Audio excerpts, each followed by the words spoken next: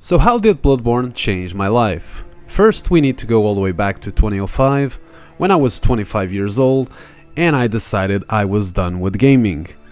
I already had spent around 20 years playing video games, from Space Invaders to Sonic to Super Mario 64, and I decided it was time to do different things in life. I wanted to travel, I wanted to go to parties, I wanted to meet new people, and so I did, but not without choosing one last game to play before saying goodbye to video games. In one of the rare occasions where I make a good choice in life, I chose to play Resident Evil 4, which would end up becoming one of my favorite games of all time.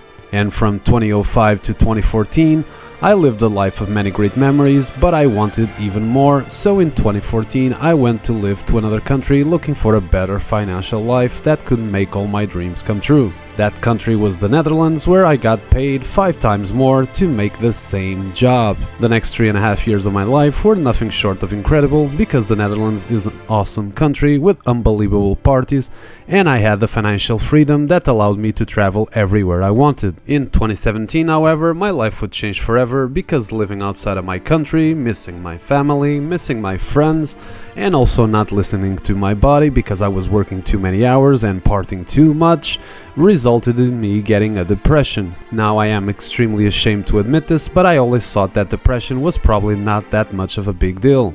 But I was wrong, because it is. It completely destroys you, and even now, 8 years later, I feel like a part of me died that day and I will never be the same person again. The doctor gave me pills and 3 months to stay at home without working, but me being lots of times alone, doing nothing, was only making me have extremely bad thoughts. Until one day where everything would change, because I saw this.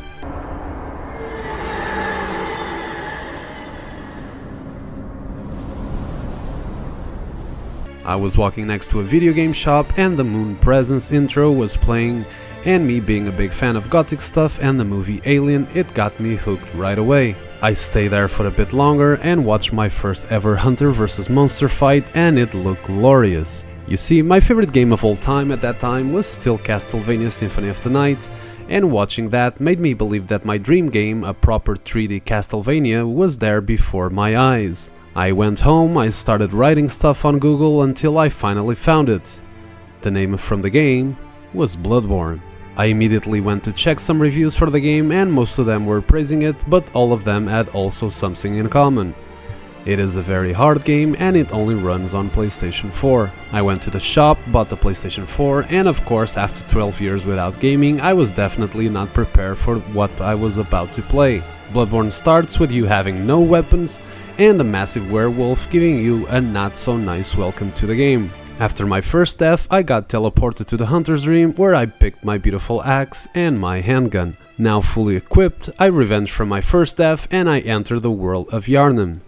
It is a beautiful gothic city and I immediately fall in love with the architecture of this cursed place. After killing a few villagers, I climb a ladder where I hear my first of many boss screams.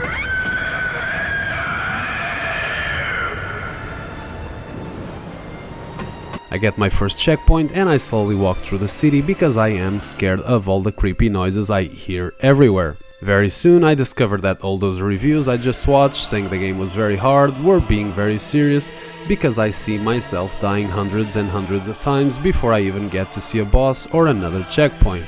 I start thinking about quitting, but I realize one thing. During all these hours that I played, depression never crossed my mind. I was immersed into that haunting atmosphere, I was focused due to its difficulty, I simply had no time to think about anything else but Bloodborne. And when I finally found Cleric Beast and killed him after many tries, that's when it happened. My first rush of beating a FromSoftware boss. I wanted more. I did not want to stop. And I did not have to wait long, because not far away the infamous Gascoigne was waiting for me. Beasts all over the shop. You'll be one of them, sooner or later.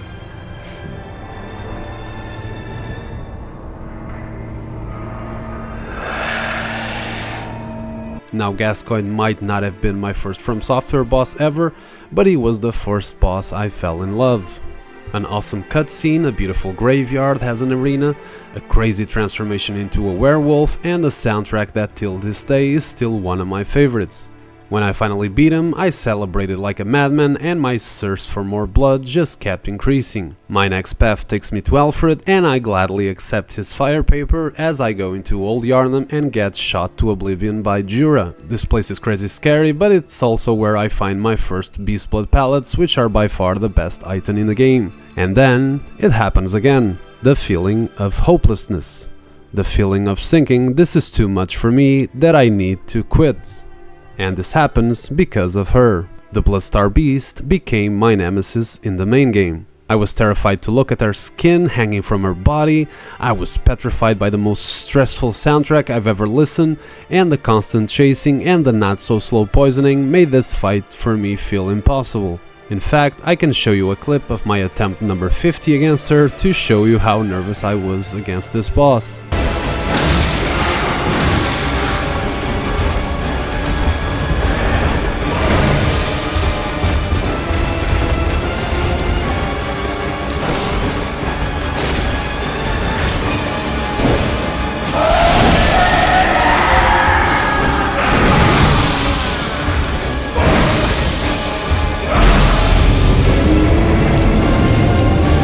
Jesus Christ, I was crazy bad at Bloodborne and did this game mess with all my emotions to oblivion. But on my attempt number 60, it happened.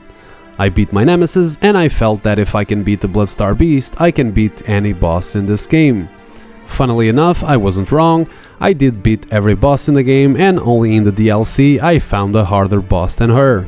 My adventure progressed as I found the lovely Vicar Amelia, which took my life for around 30 times, and finding where to go next became quite confusing because Cathedral Ward can take you to many places. Eventually I found my way into the Forbidden Woods, where getting lost is the meal of the day.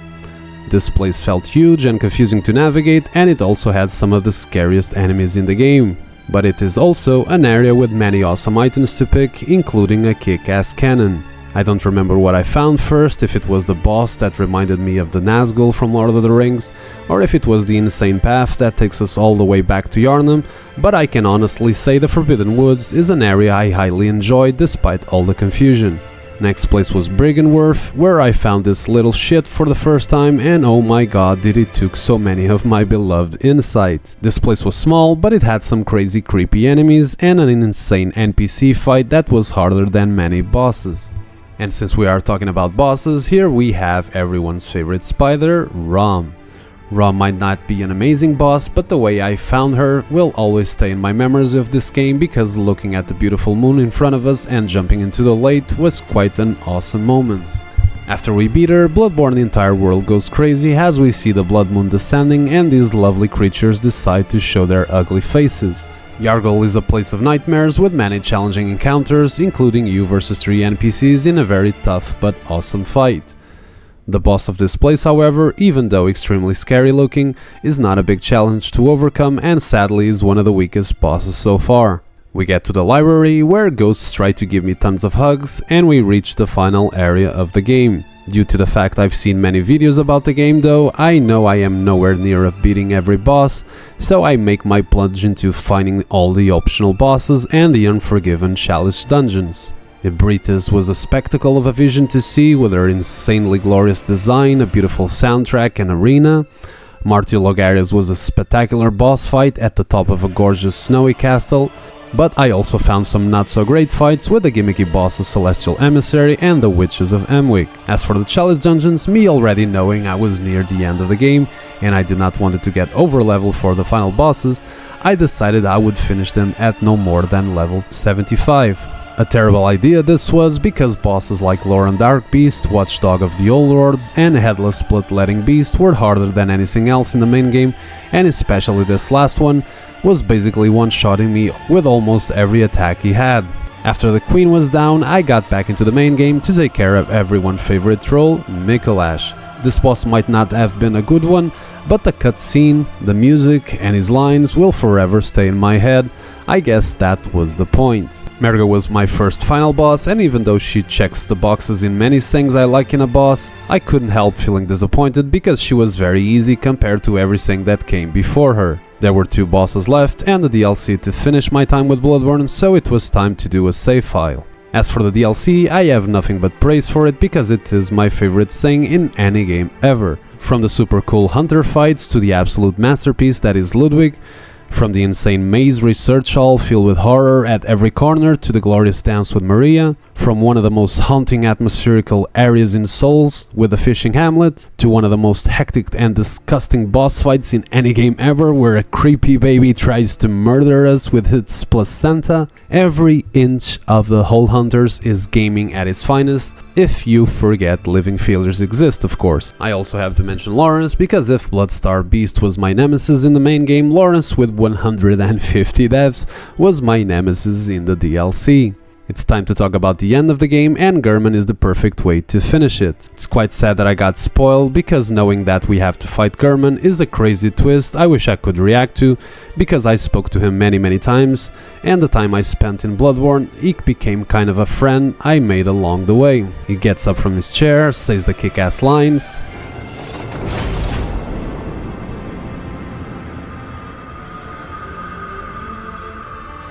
Tonight, Gehrman joins the hunt.